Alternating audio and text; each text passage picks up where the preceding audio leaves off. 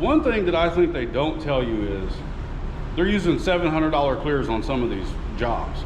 But the main thing to understand is you will usually see it's a bumper they're doing, or it's going to be a fender or something that is really contoured. It's got a lot of curves to it. So contoured panels, the clear stretches over them differently and it makes it look like glass. So you should have them do it on a flat panel, a flat door or something. You know, that's a whole different ball game than doing it on bumpers and contoured panels. Second thing I don't like is they'll tell you to put reducer in your clear. I really am against that. I do not advise it unless you have a really thick 2-to-1 that says reduce 10%, because when you put reducer in Clearcoat, you lose your shine. It dulls it back, so it's not a good thing to do. So there's a few people I have seen that done like heat up your Clearcoat, like get it hot, warm it up. Now that trick does work. I've done that several times in the winter over many years. I mean, it works great. If you want to sit it out in a cup in the sunlight, let it get warm, I mean, it flows together better. But most of the time they want you to reduce it, or they're not telling you they're using a $700, $800, $900 Clearcoat. There's a big difference in that. So that was something that I wanted to make a video on and talk about today. You should think of your car as, okay, let's say you went to the gas station. This would be a good one. You go to the gas station, you need to get some condoms. There's a guy outside and he's like, hey man, I'll sell you some over here. I got some for like 3 cents a piece. Your brain automatically is like, I don't know about that. There's gotta be something wrong with them. Think about that as the way your car is. You want to use quality products. You don't want to go and use this guy's condoms because most likely you're gonna have a baby. Something gonna go wrong. You should go buy them Trojans, just like you should buy name brand stuff. So if you see somebody promoting a Clearcoat or something on Instagram or this and that, and it's a crazy name, I prefer that you do not buy it. Buy stuff that you know, your PPGs, your Glazerets, your DuPonts, stuff like that. Nasons, I mean, something you can buy at your local store that you know that is quality and there's consistency in it. Because usually these guys are taking something, they're just trying to make money. If they tell you to go to their Amazon store, go to their website and buy it, they're just trying to make money on it. So use quality products in the beginning. You gotta think like your Clearcoat is the main defense. So a $99 clear does not have UV value that a $500 clear has. It's just not. You're gonna be resanding and painting that car probably within a year or two if it sits outside most of its life. So that's something you need to think about, you know, in that aspect. But I'm just trying to give you guys some things to think about before you jump on certain things. I mean, paint guns, I've used paint guns from $50 to $1,100. And some of them, yes, they make a difference. Usually it comes to how long the parts last, how long the seals last. That's kind of why your paint guns are $800, $900, is because they are made for every single day, 4 or 5 time paint jobs a day for years. That's kind of where they shine. Spray wise, you can find a paint gun for $100, they'll spray just as good as a solid or an Iwata or anything. That's not a big issue. But you guys got to think about your materials you're putting on. Your Clearcoat's your first defense. I've painted cars with base coat that was dirt cheap but used a really good clear, and that's been 12 or 13 years ago, and that car looks like I just painted. Prep work. Prep work's number one.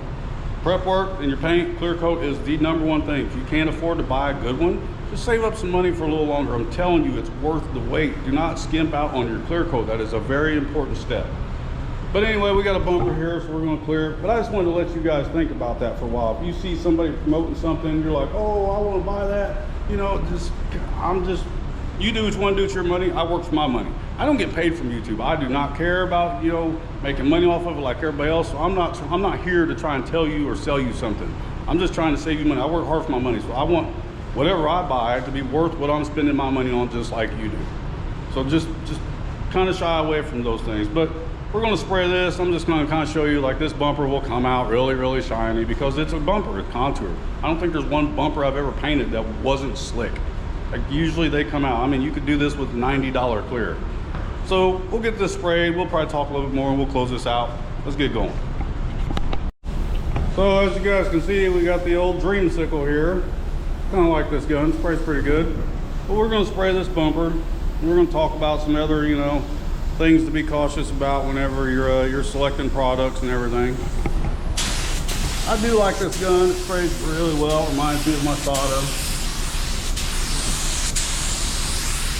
And it was relatively cheap, but it feels good. It sprays good. And you don't have to hammer your first coat of clear on. you want the first coat to be a tacky coat. For everything to stick to. That's what your first coat is to be. I mean, you can make it kind of slick, but your first coat is like glue. It's what holds everything together. You don't want it too crazy, and then you'll get runs. And that's the last thing that any of us want, is a run. So I've had a lot of people want me to review the Porpoise guns, and I got a couple of those that I am waiting on.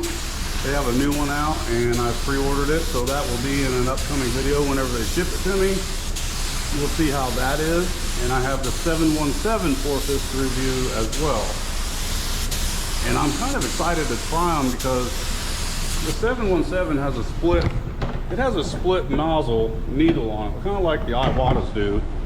So I'm kind of excited to try that. It might be a good gun, but they're like $200 and something.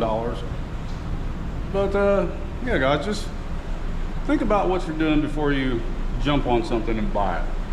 You know, just think about, do you want to sand this vehicle down in 20 years or in 2?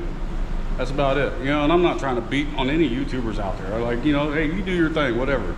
But I just look at, don't deceive people by telling them to do these certain tricks, do this, do that, and you're not fully disclosing what you're really doing. Like, hey, you know, I want you to do this. I'm using a $900 top of the line clear. I'm using an $1,100 paint gun, and blah, blah, blah, blah. And you should buy this because it does that. And then this clear coat, no, don't do that, man. And I'm sure I'll catch grief from it. But as I say, if someone sends me a product, they want me to review it, and it's like, you need to say this, this, and this, I'm gonna tell you no. Because if I can't review it and give you my opinion of what it is, I don't want nothing to do with it. That's just how I'm gonna be. So there's probably be a lot of people that will not do business with me, which I don't care. I don't care if I make money off of this or not. I'm just doing this because when I started doing this 20-something years ago, there was no YouTube. There was no one saying, hey, do. I started doing this in the garage because, you know, I was young. I was tearing my cars up and I wanted to try and make them better. And that's how I learned, and then started working at shops. There was no YouTube to tell me nothing. So it's kind of nice to have somebody try and give you real honest, you know, views of things instead of trying to promote their product or their make money or whatever, you know, get views. I don't like that, and I see it all the time. There's a couple people I watch, like was it the Candyman or something, and Paint Society. Like, those guys are pretty honest about everything. There's a few others out there I'm not going to, you know, bash on, but I just don't like how they do things. Well, we got this first coat of clear on here, and it's nothing crazy. As you can see, it's just on. But I mean, it's kind of slick. But as I say, you could do this with a $90 clear because it is contoured, it's round. It does not matter if you have a car, like say you had a Mazda Miata or something real curvy, it's going to come out like glass. I don't care what you use on it, it's going to come out because it's so contoured. So just think about that, guys. You don't want to put reducer in any clear unless it's like, you know, a high dollar, 2 to 1 that says 10%. You can do that because there's more solids in that clear. Do not put it in a 4 to 1. That is a definite no-no. Ever. 4 to 1 is already low on solids, and if you stretch it out any farther, I mean, it's basically worthless. And some of it's like water to begin with. But just, you know, don't do that stuff. Your paint guns, like, there's plenty of videos on how to set those up. Just, you know, throw it in there. And then, you know, like this gun here, I think the last video I showed you, you know, what to do with your trigger all the time. Make sure you check your spray patterns, you know, on and on. That's about it, guys. That's about it. So I'm gonna throw a second coat on here in a little bit, and I think that's about it. All right. Put our next coat on here. Apply this one a little bit heavier, a little slower. You know, out of all the guns I've tested in the last couple weeks, I honestly think this one has the best spray pattern. I do like the fan on it. It's really even, consistent. The spray's really good, atomized good. It's probably my favorite pattern-wise gun.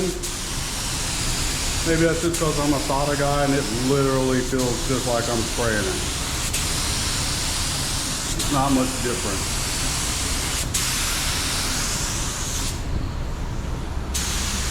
Should have my mask on. Not sucking this out fast enough, but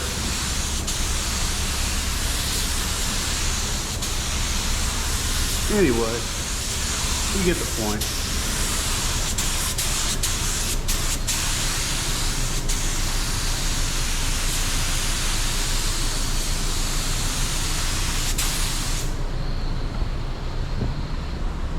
There we have it. I mean, as always, you know, you're gonna get glass-like finishes, do this, tune that. No, don't do it. Don't listen. Don't. If you want something real, you want a real honest opinion, I'll give them to you. I'm probably gonna be one of the few on YouTube that do that. I'll give you a real honest opinion of what I think it is. I don't care. But just think about these things, guys. I'm gonna let this flash off, get my gun cleaned out, you know, call it a day. It's starting to get hot. We had a lot of problems with that bumper yesterday, and I'm glad that it's finally fixed. But hey, if you need something reviewed, if you got a question, throw it in the comments. I'll be glad to answer. I try to read all of them. I try to get back with everybody, because not everybody gets a real answer from anybody. Sometimes you just don't want to ask that question to certain people or whatever. Throw it in there. I'll help you out. I'll see what I can do. If there's something you want reviewed, I'll try and find it, review it for you to try and save you the time and hassle and the money of buying it and then being upset about it. But anyway, guys, we'll see you in the next one. Like, share, subscribe. Peace.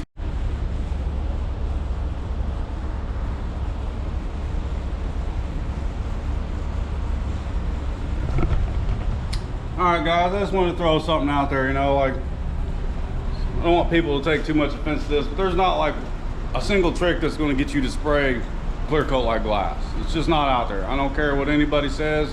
There's way too many variables in guns and clear coats and everything, and it's about how you put everything on and how it's built up. There's just too many. So I'll argue that any day. I've been doing this too long. But you know, like, I sprayed this truck. You know, like, this is a pretty flat door. I mean, you got a little bit there. It's a little bit of texture to it, but it's not something you're like, oh, well, you know, you adjust your gun and do this and that. Now, there's just too many things. Now look, so like, you got your regular gun here. You always want to run your fluid, you know, always run my air wide open, you know, adjust it at your regulator. And then your fan, you always want to spray your gun, and then you'll turn your fan in until you turn it all the way out. And as soon as you turn in and it starts to move, as soon as you see your fan move, stop, leave it there. So adjust your fan all the way wide open, spray it on something, spray it, and then as soon as you start turning in and you see that pattern move, leave it alone. Like, that's basically it. And I always leave my fluid wide open. That's the only things I can tell you on a paint gun. I mean, other than that, it varies a lot on, you know, what kind of gun you're using, what kind of clears you're using. But I'm just saying, there's a lot of tricks out there people are trying to tell you that some of them just don't fall for it. I mean, that's all I wanted to throw out there, make that clear. But hey, we'll see you.